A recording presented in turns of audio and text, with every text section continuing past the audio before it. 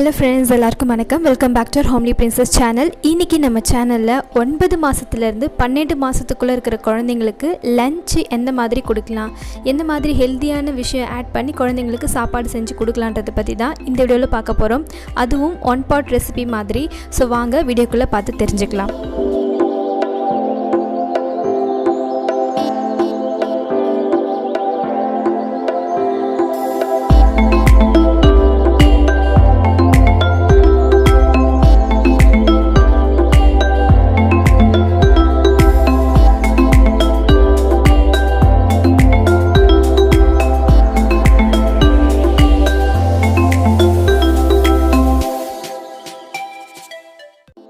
So இந்த வீடியோவில் நம்ம 5 விதமான லஞ்ச் வெரைட்டிஸ் பார்க்க போகிறோம். முதல் லஞ்சுக்கு தேவையான பொருளாக என்னென்னு சொல்லிடுறேன். ஒரு குக்கர் எடுத்துக்கோங்க. அந்த குக்கரில் நைட்டு நம்ம ஊற வச்ச வெள்ளை கொண்டைக்கடலை இருக்கு இல்லையா, அதை நீங்கள் காலையில் செய்ய போகிறீங்க இல்லை மதியம் செய்ய போகிறீங்கன்னா அதுலேருந்து ஒரு குழந்தைக்கு தேவையான அளவு நீங்கள் கொண்டைக்கடலை ஆட் பண்ணிக்கோங்க குக்கரில். அது கூட அரிசி ஆட் பண்ணிக்கோங்க, ஊற வச்ச அரிசி ஆட் பண்ணிக்கோங்க.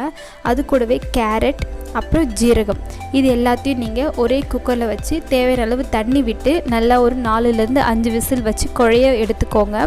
இதை நீங்கள் இப்போ தாளிக்கணும். தாளிப்புக்கு எப்பயுமே குழந்தைக்கு, அதாவது 1 வயசில் இருக்கிற குழந்தைக்கு, 1 வயசுக்குள்ளே இருக்கிற குழந்தைங்களுக்கு கடுகு போட்டு தாளிக்கக்கூடாது, ஜீரகம் மட்டும் போட்டு தாளித்தாலே போதும். ஸோ நீங்கள் என்ன பண்ணுறீங்கன்னா, ஒரு கரண்டியில் நெய் விட்டு அதில் நீங்கள் ஜீரகம் போட்டு தாளித்து அதை நம்ம இப்போ குக்கர் வச்சு எடுத்தோம் இல்லையா, அந்த சாதத்தோடு போட்டு நல்லா மேஷ் பண்ணிவிட்டு அதை உங்கள் குழந்தைக்கு ஊட்டி விடுங்க. ரொம்ப குழன்னு ஊட்டாதீங்க. கொஞ்சம் குழந்தைங்க வளர வளர நீங்கள் சாப்பாடோட டெக்ஸ்சரையும் நீங்கள் மாற்றணும். ஒரு 6லேருந்து 7 மாதம் வரைக்கும் நீங்கள் கூழ் மாதிரி ஊட்டுறது ஓகே.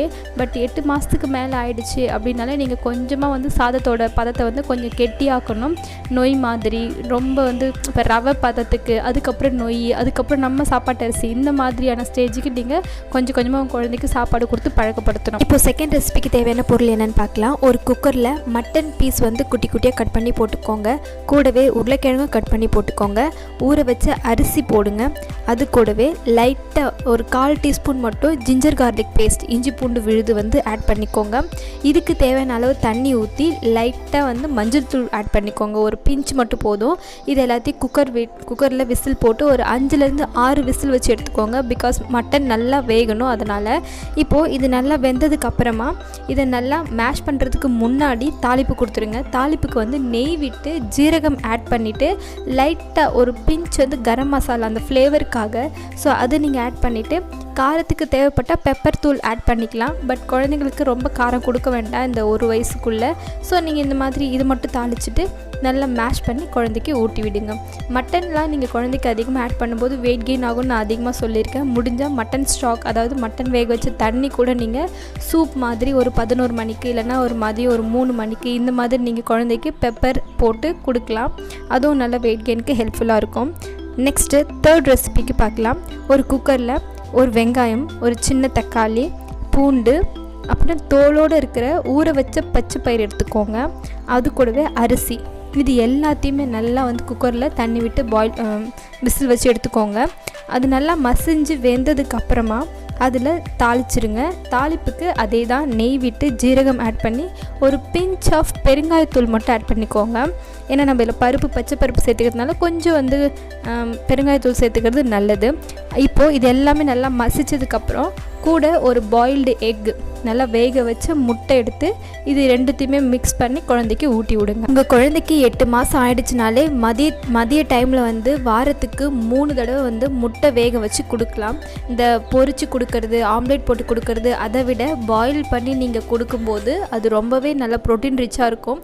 ஸோ குழந்தையும் நல்லா ஹெல்த்தியாக இருப்பாங்க, ஆக்டிவாக இருப்பாங்க. ஸோ இந்த மாதிரி நீங்கள் தேர்ட் ஒன் ரெசிபி செஞ்சு கொடுங்க. நெக்ஸ்ட்டு ஃபோர்த் ஒனுக்கு பார்த்தீங்கன்னா, நம்ம வீட்டில் முருங்கைக்கீரை செஞ்சுருந்தா நம்ம சாதத்தோடு பிசைஞ்சு நெய் விட்டு குழந்தைக்கு ஊட்டி விடலாம். இல்லை நான் முருங்கைக்கீரை செய்யலை, நான் குழந்தைக்கு மட்டும் சிம்பிளாக செய்ய போகிறேன் கீரை வச்சுன்னா நீங்கள் இந்த மாதிரி ரெசிபி ட்ரை பண்ணலாம். அதாவது குக்கரில் 2-3 பல் பூண்டு ஆட் பண்ணிக்கோங்க. சாம்பார் வெங்காயம் ஒரு 3 ஆட் பண்ணிக்கோங்க.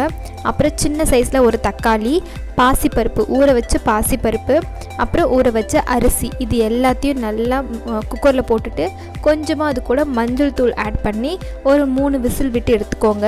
இது நல்லா வெந்ததுக்கப்புறமா குக்கர் ஓப்பன் பண்ணிவிட்டு கீரை நம்ம ஆஞ்சி வச்சுருக்கோம் இல்லையா முருங்கைக்கீரை, அதை ஆட் பண்ணி அது ஒரு 5 நிமிஷம் பாயில் ஆனதுக்கப்புறம் நல்லா கீரை வெந்திருக்கான்னு பார்த்துட்டு அப்புறமா கேஸ் ஆஃப் பண்ணிவிட்டு இது எல்லாத்தையும் ஒரு மிக்சியில் வச்சோ இல்லைன்னா வந்து உங்களால் ஒரு மேஷரோ மத்தோ வச்சு நல்லா மேஷ் பண்ணிவிடுங்க, அரைச்சி எடுத்துக்கோங்க.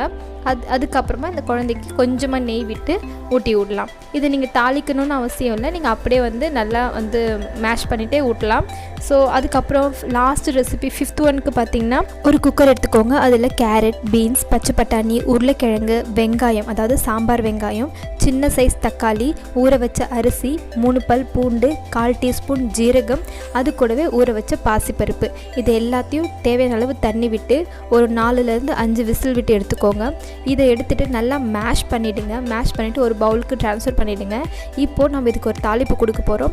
ஒரு ஸ்பூன்லேயோ கரண்டிலேயோ நீங்கள் என்ன பண்ணுறீங்கன்னா நெய் விட்டு ஜீரகம் ஆட் பண்ணிவிட்டு ஒரே ஒரு பல் பூண்டு என்ன பண்ணுறீங்க நல்லா தட்டிடுங்க. நல்லா மத்து வச்சோ இல்லை ஒரு கரண்டி வச்சு நல்லா தட்டிட்டு அந்த பூண்டு எடுத்து நம்ம இந்த நெய் ஜீரகத்து கூட ஆட் பண்ணி மிக்ஸ் பண்ணிவிட்டு அதை அந்த சாதத்தோட தாளித்து கொட்டிடுங்க. இதை நல்லா மிக்ஸ் பண்ணிவிட்டு குழந்தைக்கு லைட்டாக பெப்பர் தூள் ஆட் பண்ணி குழந்தைக்கு ஊட்டி விடுங்க. முடிஞ்ச அளவுக்கு குழந்தையோட சாப்பாட்டில் ஜீரகம், மிளகு, பூண்டு, நெய் இதெல்லாம் அதிகமாக இருக்கிற மாதிரி பார்த்துக்கோங்க. இதெல்லாம் இருந்தால் குழந்தைங்களுக்கு வந்து இன்னும் நல்லா இம்யூனிட்டி பவர் நல்லாயிருக்கும். ப்ளஸ் உள்ளே நல்லா ஹெல்த்தியாக இருப்பாங்க. பார்க்கவும் நல்லா வந்து பார்க்கவே வந்து ஹெல்த்தியாக இருக்கிற குழந்தை அப்படின்ற மாதிரி தோணும், ஒரு ஃபிசிக் வந்து தோணும். ஸோ குழந்தைங்களுக்கு அதிகமாக இந்த மாதிரி நல்லா வெரைட்டியாக செஞ்சு கொடுங்க. அவங்க டிஃப்ரெண்ட் டேஸ்ட்டில் வந்து எதிர்பார்ப்பாங்க. ஸோ முடிஞ்ச அளவுக்கு நல்லா ஹெல்த்தியாக செஞ்சு கொடுத்து அசத்துங்க. ஓகே ஃப்ரெண்ட்ஸ், ஏதாவது டவுட் இருந்தால் தயங்காமல் என்ன கமெண்ட் செக்ஷனில் கேளுங்க, நான் உங்களுக்கு ரிப்ளை பண்ணுறேன். இன்னும் என்ன மாதிரி வீடியோ வேணும்னு சொல்லுங்கள், நான் போஸ்ட் பண்ண ரெடியாக இருக்கேன். வீடியோ பிடிச்சிருந்தால் லைக் பண்ணிவிட்டு இந்த சேனலையும் சப்ஸ்கிரைப் பண்ணுங்கள். உங்களை நெக்ஸ்ட் வீடியோவில் பார்க்குறேன். பாய்.